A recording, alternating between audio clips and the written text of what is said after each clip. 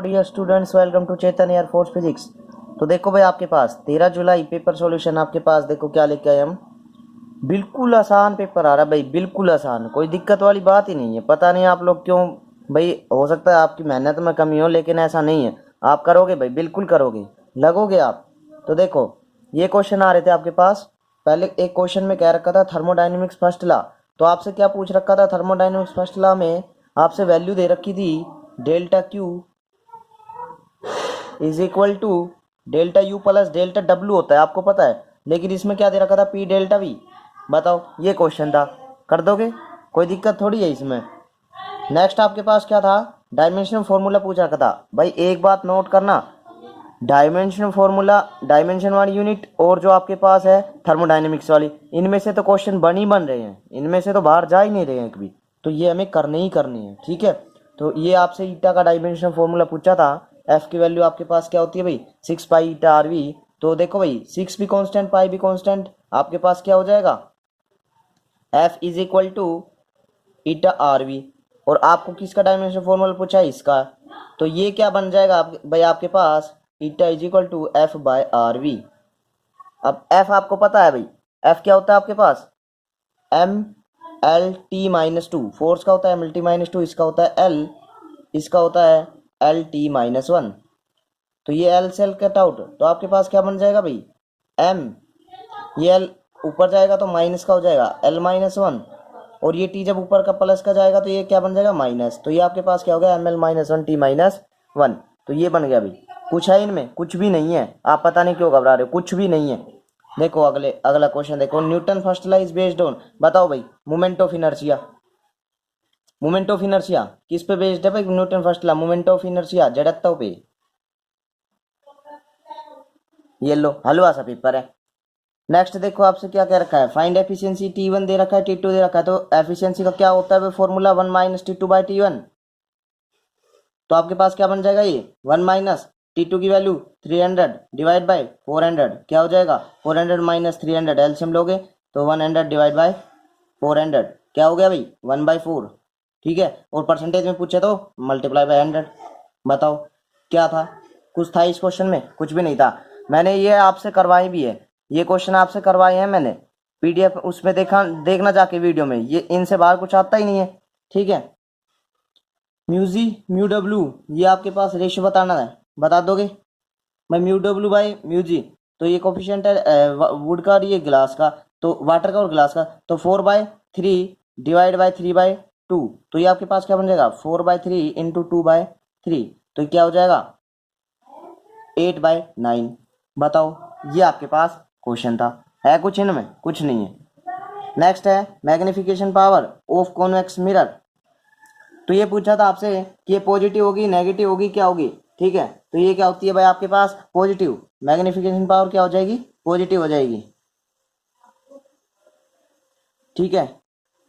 Next कह रहा है if we increase the temperature of PN, P type और N type, positive negative semiconductor है तो कंडक्टिविटी, कंडक्टिविटी क्या होगी भाई? इंक्रीज होगी। किसका? सेमीकंडक्टर की बात कर रहा है ये। टेम्परेचर इंक्रीज करने पर कंडक्टिविटी, ना कि रजिस्टिविटी। बच्चे क्या करते हैं? डिक्रीज। रजिस्टिविटी नहीं पूछा इसने, कंडक्टिविटी पूछा है।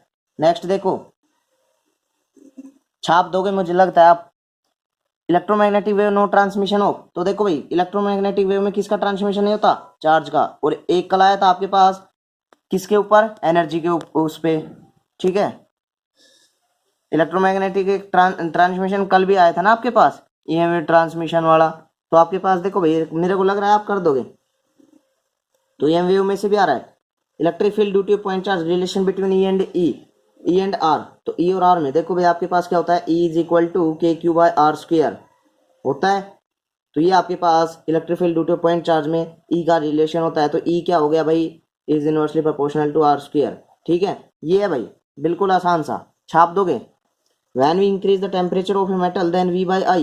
तो देखो भाई, ओम्स लॉ आपके पास क्या होता है? V is equal to I R होता है।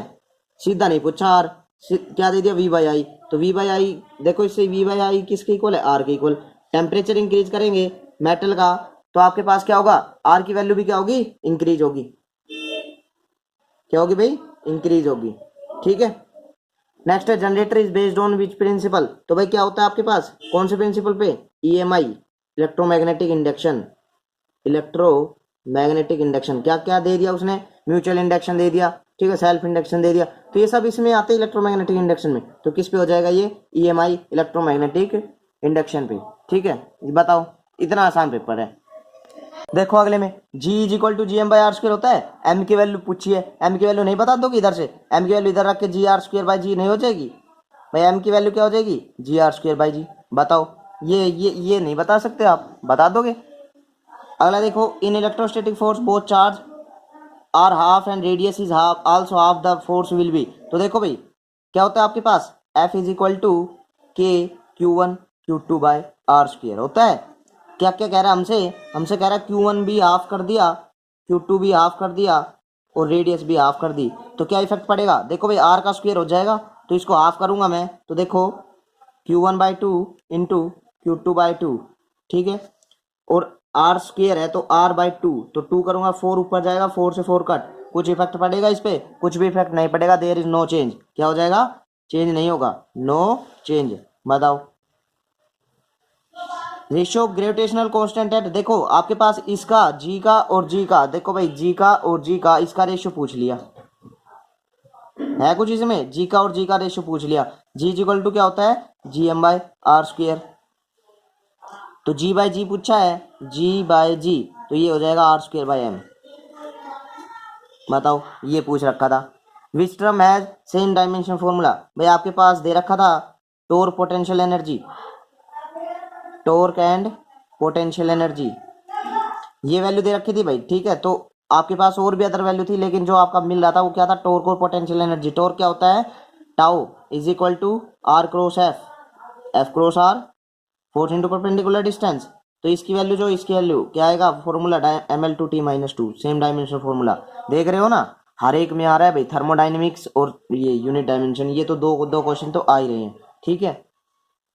नेक्स्ट आपसे भाई देखो, एफ की वैल्यू दे दी, आर की वैल्यू दे दी, tau is equal to F cross R, simple सा है। इसकी वैल्यू 8 आई, इसकी वैल्यू 6j, क्या हो जाएगा भाई, 48k। ये आ गया आपके पास आंसर। बताओ भाई, था कुछ जिसमें, टाउ की वैल्यू पूछ रखी थी। नेक्स्ट है potential at the centre, potential at the centre of A charge sphere. तो भाई क्या होता है इस केस में, आपके पास वीसी, जो वीसी की वैल्यू होती है वो क्या होती है, के क्यू बाई आर होती है भाई।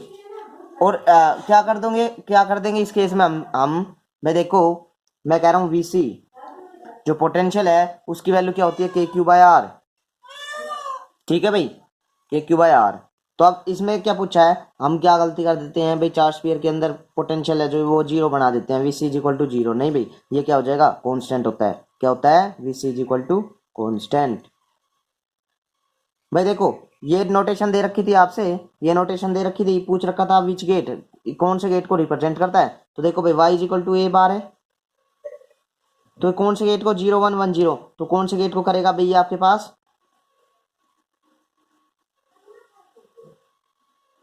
नोट गेट को, नोट गेट आपके पास ये किसको रिप्रेजेंट करेगा, नोट गेट को। आपके पास कल क्या आया था, नोर गेट, ठीक है। अब देखो P की वैल्यू पूछी है लैम्डा, तो lambda by P is equal to constant होता है भाई आपके पास, ठीक है। P की वैल्यू पूछी है तो बता दोगे, लैम्डा इज इक्वल टू क्या होता है, H बाई P, P की वैल्यू नहीं बता दोगे, lambda by H, H Planck's constant, lambda जो वेवलेंथ है वो, ठीक है। तो ये आपके पास आ जाएगा। नेक्स्ट क्या है आपके पास, नेक्स्ट आपके पास दे रखा है 3 sin 40 plus pi by 8, find we maximum. We maximum की वैल्यू बतानी है आपके पास। ये क्या दे रखा है भाई, ये फॉर्मूला तो A sine omega T plus pi by 8, तो ए ओमेगा ये वैल्यू दे रखी है आपसे, तो क्या होता है वी मैक्स। वी मैक्स की वैल्यू आपके पास क्या होती है भाई, ओमेगा इंटू ए, तो ये वैल्यू क्या दे रखी है, ओमेगा की 4, इसकी वैल्यू 3, तो क्या आ जाएगा 12, ठीक है भाई। ये आपके पास वैल्यू आ गई। अब देखो नेक्स्ट में क्या कह रहा है, delta Q delta T M R given find specific heat. तो आपके पास देखो भाई क्या होता है, delta Q is equal to M C V delta T होता है, टेम्परेचर के लिए ये फॉर्मूला होता है। तो इसकी वैल्यू बतानी है आपको, बता दोगे delta Q by M delta T, बता दोगे? तो ये आपके पास क्या हो गया भाई इसका फॉर्मूला। अब कह रहा है M1 M2 T1 T2 given find power का रेशो पूछ रखा है भाई, देखो पावर का रेशो पूछ रखा है, find P1 by P2। Power आपको पता है क्या होता है, mgh होता है। तो देखो भाई जी आपसे जी P1 हो गया M1 G1, ठीक है, H कॉन्स्टेंट, तो आपसे क्या हो जाएगा भाई P1 बाई P2 क्या वैल्यू हो जाएगी, P1 by P2 is equal to